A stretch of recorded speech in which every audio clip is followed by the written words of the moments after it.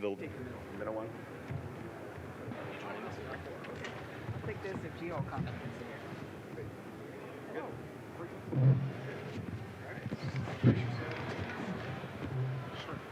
Okay, ladies and gentlemen, you're here for Play to Earn Gaming, and I think this is really an incredibly hot topic, so I just wanted to make a quick editorial comment. So my name, and I'll allow the panelists to introduce themselves, is Miko Matsumura. I'm a general partner with Gumi Crypto's Capital, and what am I doing talking about Play to Earn Gaming? We're a seed stage investor in Yield Guild games, and we're also a seed investor in OpenSea. So we're definitely very dedicated to NFTs and the growth of the ecosystem.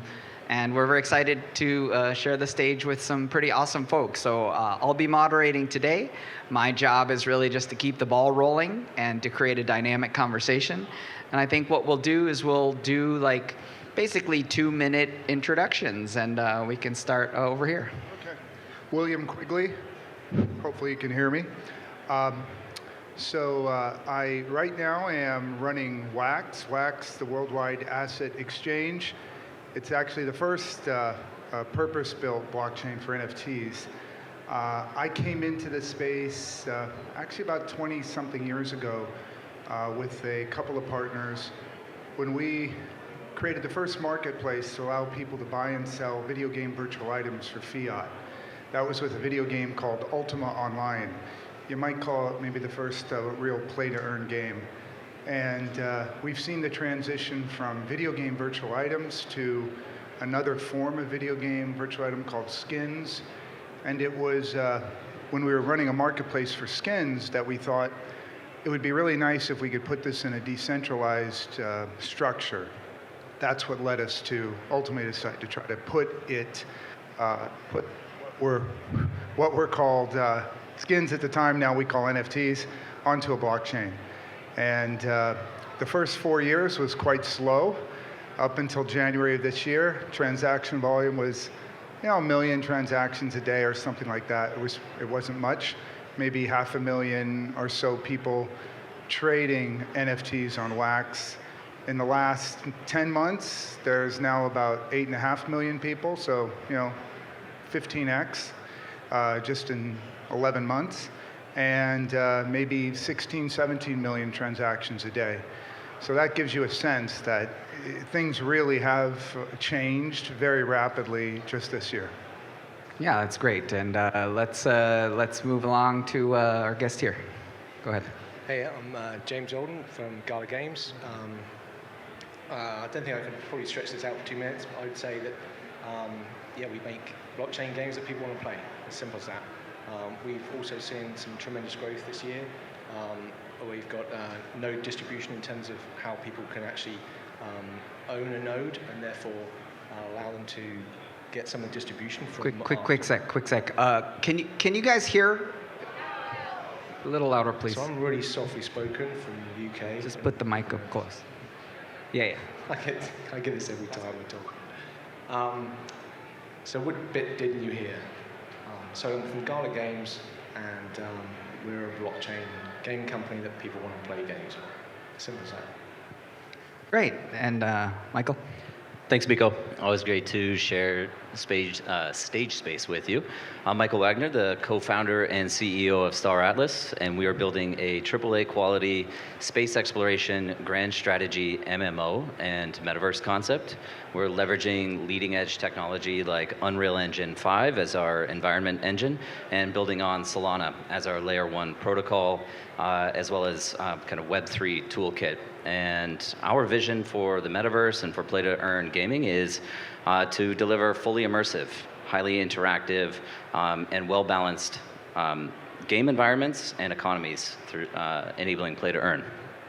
So getting right into the thick of Play to Earn. So to me, the thing that is really challenging about Play to Earn is the economic model, right? And one of the things that we've recently seen is we've seen actually a few economic models collapse, right? So one of the things that research has indicated is that a lot of these models, including Axie Infinity, are actually very growth dependent, right? So in a sense, if it's not growing, then the economy actually doesn't function well, right? So I guess one of the things I'd love to open up to the panel is really to talk about, like, how does play to earn become sustainable, right? And is it necessary that the economic models are growth dependent? So anyone want to jump in? Yeah, go ahead. I think I've been told by our CEO not to say anything controversial, but has everyone, I know a lot of people play Axie Infinity, but like, I don't know, I've got Axies, I played it once. I want to play games that I actually enjoy, and I think that's really important for any economy. It's not about just churning, trying to make some money. You can actually enjoy playing. People are going to want to come to your games if you really want to play them. Yeah, I was having an online panel with Miko from Bitcraft, and one of the topics that came up for us was actually this concept of play and earn, right? And I think the problem with the idea of play to earn is that it automatically forces the sole motivation of the player is you are here to earn, right? You're not here for any other reason, right? The idea of play and earn is, what if you could play, right? And if you put $5 in, what if at the end of the whole thing, you ended up getting $4 out, but you had an amazingly good time, right? So the idea becomes like, it's still better than getting 0 out, right? So in a sense, the question becomes, is play and earn better than play and not earn?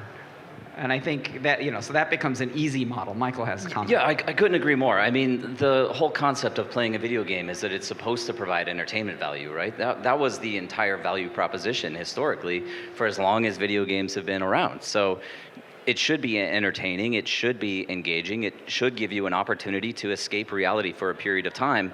The financial incentives that we're able to provide through, blockchain mechanics, things like NFTs for ownership and, distribution of tokens through emission schedules, that should be added value, that should be additional benefit, right? So one of the problems that I do think is going to be problematic with play to earn models in isolation. So kind of excluding this concept of the metaverse wherein, creator content can be contributed. The environment can evolve, it can change over time, it can grow. Other people have the ability to create around it and build value inside the metaverse. If you exclude that component of it, then you have this purely inflationary ecosystem where, to your exact point, unless you have additional users coming in with a desire to purchase this finite supply of assets, then the system starts to fall apart. So, yeah, and I would just say you can look at for longevity, you can look at companies or games like CSGO, for those of you who are gamers. That has the largest secondary market for video game virtual items or skins.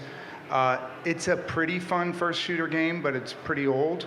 But there's probably, of the 500,000 players a day, probably 50,000 who do play it to earn, but there's a lot of play, and the amount of earn is mostly through loot boxes, where you can earn a decent amount, but you're not talking the extraordinary amounts you can make today, which, in a decent play to earn game, if you're doing 15 hours a day, you can make 100,000 a month maybe.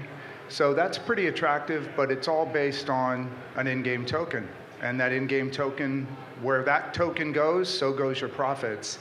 So I don't think today they're sustainable in their current form, because they're really DeFi mechanics, they're not really games.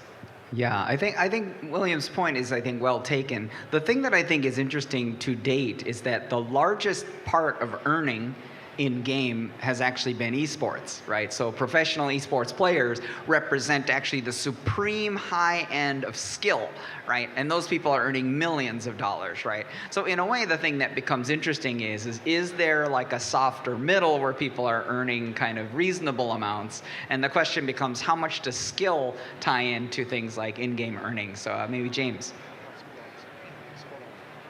Working? Yeah. God damn it. That's good. So I've just come back from Seoul 2 days ago when basically we set up a whole Spider Tanks eSport World Cup. And that's exactly what we're doing. So we've taken our game called Spider Tanks, we're making it play to earn. You will be able to be a pilot as a player, and you can go toe-to-toe and an enjoyable game. And our stand's got live demos, and it'd be great for you to jump in and have a play with that a little bit later. But if you don't just want to be a player, you can potentially, obviously all of those NFTs you own, be it the tank, the cannon, the skin. But then if you don't want to do that, then you can own the land, you can own the battlefield, you can own the planet that all the things are on. So our ambition is to take that and really make that into a worldwide esport league. Yeah, so I really love what you're contributing, because from a mental perspective, one of the things that's fascinating is that there are 3 general tracks within this so-called play-to-earn gaming. Right? One of the tracks is called the devotion track, which is you win by grinding. Right, that's one track, right? So if you look at something like Axie Infinity is kind of like a slight overlap between grinding and skill, right? There's a slight overlap in that if you play well, you do earn more, right? So the second legit track is basically the skill track, right? Which is you apply skill and then you win, right? I think the third track is sort of pay to win, right? That's another track, right? And the thing that's kind of interesting is that there may be introductions of a novel set of tracks that involve both DeFi mechanics, which William introduced, but also the idea of creator mechanics, right? Which, I think Michael introduced. So to me, the thing that becomes really interesting is how robust can these economies come when they introduce these multiple mechanics, right, that enable different participants to earn, right? So for example, like even in League of Legends, in a free-to-play game, you can actually earn skins just by being logged in and watching as a esports viewer, right? So in a sense, they're sort of already earning by viewing, right? Now, obviously, there's no cryptographic token involved, right? But my point is that different participants can maybe engage in different ways. So you're talking about land ownership, and you're talking about things that may not involve actual playtime, but that allow engagement. Well, watch to earn, right? That's next. Yeah, watch to earn, all of that's coming. So I wanted to frame a little context, right, which is why is play to earn important? And I think the thing that's interesting to observe is that there's 2.7 billion gamers on the earth, I mean, give or take, right? And the thing that's intriguing about it is that if you look at those numbers, they're kind of mobile numbers, mobile game numbers, right? But if you look at the kind of average revenue per customer, or if you look at the lifetime customer value of those customers coming in, they have financial services lifetime customer value, right? So if you think about this as an on-ramp, right, we're talking about the birth of multiple trillion-dollar franchises that will effectively be durable IP franchises, right? I mean, I think Michael might actually have an interesting comment to make on durable IP franchises and these kind of potential for trillion-dollar. I think James and William as well would have something to add. Well, first, I completely agree with William's comment, though, around the DeFi mechanics. And really, in a way, DeFi was kind of the first gamification of cryptocurrency. It's utilizing financial incentive models to encourage people to join your platform, to onboard your platform. And what we see is kind of this like mass migration when yields are very high, but then as soon as you get saturation with users, the yields decrease and everybody migrates to a new platform. And so this is where I would suggest that blockchain gaming, and I would put emphasis here to differentiate blockchain gaming and play to earn from metaverse. Blockchain gaming is an experience, is one component of what the metaverse will become. And Miko, I know this isn't a metaverse panel, but in terms of like, it's important to question what actually is gameplay. And if you're enabling creators and innovators, builders, entrepreneurs, we as developers have a responsibility to simply deliver to them the toolkit. They create the new experiences inside these virtual worlds. That's gaming as well, right? Now in our game, it's space exploration, it's territory control, it's political domination, but your experience might be a concert, or your experience might be a merchant storefront where you sell physical goods that actually get delivered to you. Enabling that is what creates and stimulates a real economy. Yeah, I mean, my parent company, Gumi Games, actually published a game called My Crypto Heroes, and it was based on ancient Japan, which had 4 groups, right? And the 4 groups were basically artisans who would like craft things, and then there's farmers who would grow things, right? And then there were merchants who would sell things, and then there were like warriors who would fight things, right? And it turns out that each of those things represents an economic engagement that's kind of different, so different players would play different things, right? But the thing that's kind of intriguing about, what Michael is talking about that I think is important to the idea of sustainability is the idea of the injection of net new value into these ecosystems, right? And the idea of a creator economy is one where people are injecting delight, right? They're injecting new experiences that people can have. And I think that is adding to the sustainability. I think the other argument that adds sustainability is that play and earn argument, right? Which is, in a sense, if you look at what's happened with Axie Infinity and Yield Guild, is that it's actually appealed to the longest of the tails, right? Which is that it becomes the economic sustenance of people who are in emerging markets, right, who basically full-time play Axie, and they use it to like pay their rent and buy groceries, right, which is, I think, that's one segment, and I think it's a very large segment, but I think that, there are many, many other segments who play games. And I think to James's point, me and my son play Web 2 games on the weekend, so we're still playing those. We're not only doing Axie, so go ahead. No, I think that's it. I think, at Gala Games, we're a publisher, developer, a platform. We're talking to AAA game developers about how we can bring their games to our platform and integrate some sort of blockchain mechanics. So, we're not just talking about sort of like level 1 of the sort of Web 2 games. We really want to transcend that. We want to, Steam came out and said that they don't want any blockchain games on their platform. Super. We absolutely do. We want to talk to every developer there is. We've got $1 billion game fund. We want to talk to as many people as we can. We want to bring them to our platform, and we can show that there's a much better way of distributing that wealth, and those economies can look after themselves because players genuinely want to come to our platform to play great games. I think that distribution becomes an incredible word, right? The word distribution is so important because, in a sense, people used to think about distribution as being grabbing users, right? But the thing that's really amazing about so-called play to earn is it reverses the idea, which is distribution actually becomes that you're distributing money to the users, right? Like, in a sense, like it's emission, right? You're basically like, paying people for their creation of the network effect, right? I mean, one of the amazing things, so I learned about free-to-play from my son. And my son plays games, right? And this is how free-to-play works, is my son is basically like, I'm so good at this game, I want to show off my skill to my friend, right? So he goes over to his friend, he's like, come join my game, I want to show you how awesome I am at this game. How much is it worth for that person to join this game? It's worth $0. Right? That second person is like, I don't really care how good you are at the game, but if it's free, I'll come watch you play, right? That's it, right? So to me, it struck me hard that free-to-play is largely about this kind of extremely low barrier to kind of like enter the game, right? So to me, the thing that's so exciting about it is that if you look at the network effect is that the value to player B, or to Bob, is that Alice is in the game, right? So if you think about actually engaging and getting users the value of the network effect that they create, right, then it becomes competing games that give you ownership versus games that don't, right? So I think, if you look at it that way, this thing can't be stopped.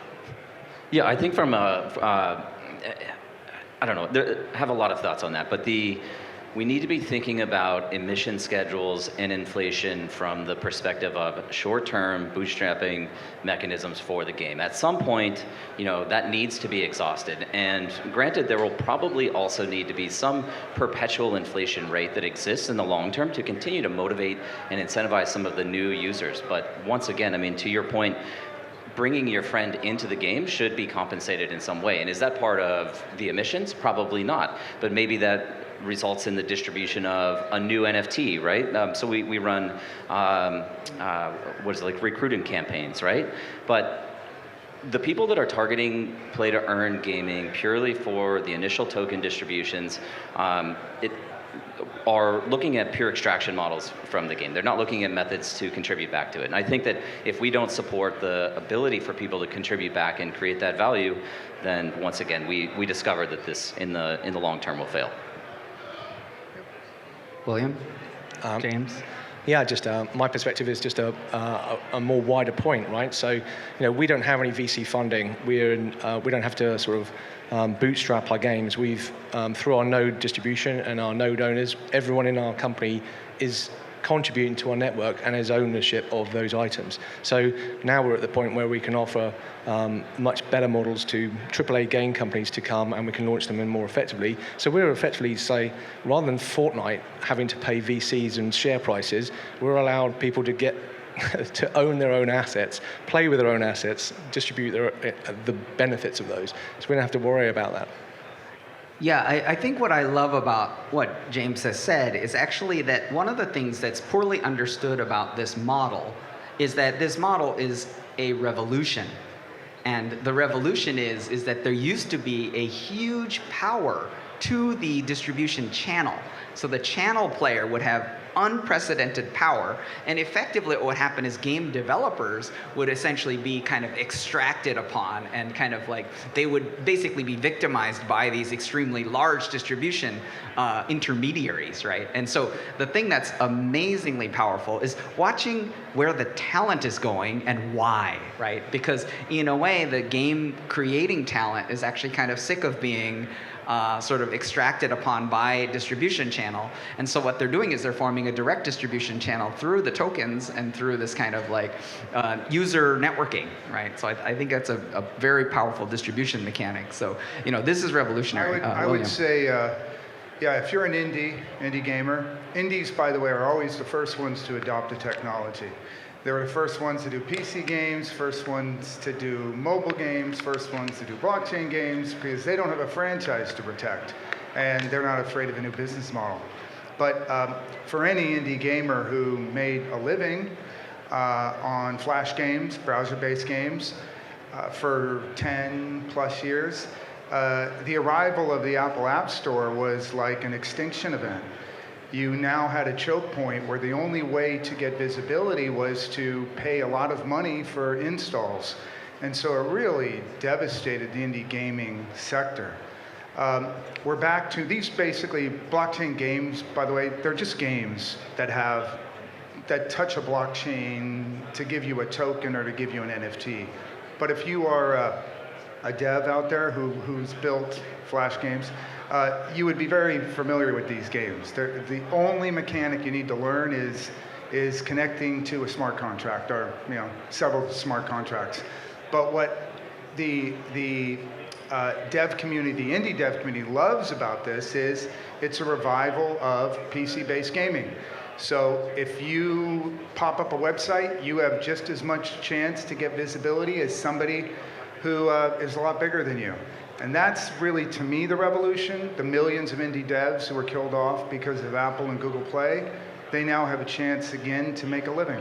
And I think there's one last mechanic that I want to kind of call out. And in a way, we're low on time, so I just want to capstone it. But I do want to shout out to Michael, who's sort of a pioneer in this column, which is that one of the things that's happened with NFT and this kind of play-to-earn mechanic is that Kickstarter has been basically supercharged, right? Because in the olden days, Kickstarter would give you like a free 3D figurine, So basically, all the Kickstarter participants would get some kind of like tchotchke that said, oh, you were an early supporter, thank you very much. You gave us $200, we'll give you like a box deluxe edition, right? But it's basically like the risk reward was super insane, right? Whereas like, the early supporters of like Star Atlas are getting like planets, or they're getting like, carrier class ships or whatever, right? So like, when they really start engaging, the risk reward is completely refactored, right? So what happens with NFT pre-sales in games is it actually creates a mechanism, I think James was talking about VCs,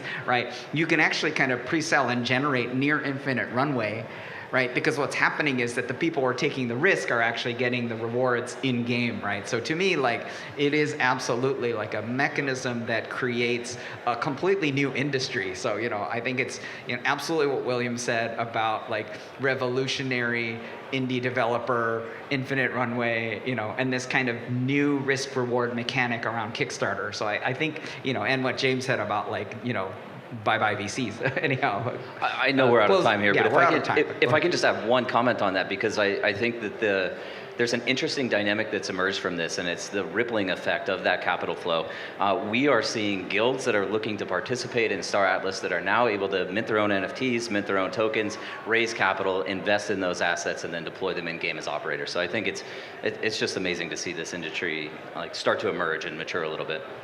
Yeah, and I think we're really, ultimately, I'm a VC, so I don't want to lose my job, but like my feeling about this is that this is like unleashing huge creative energy, right? Because the old system of free to play is like, it's dead. Like it died, and it's like nobody wants to do that anymore, you know. And I think the players are just going to start realizing that soon, right? You know, as soon as the AAA quality games start to arrive, people are going to be like, why? You know, this is so much. But the better, reason so. free to play would die is because you spend lots and lots of time collecting and paying for virtual items that you cannot sell for fiat. That's the problem. Apple and Google won't let you do it. You get banned. So this is the opposite. They want you to make money. They want you to sell those virtual items. So I'm getting the hook from the team back there, but you know what I do want to say is absolutely these mechanics, but also even the developers, right, are like, you know, tired of the economic system the way it is. So I think it's a wholesale revolution. We're definitely going to see a hell of a lot of fun. Watch this space. Thanks so much. Sure.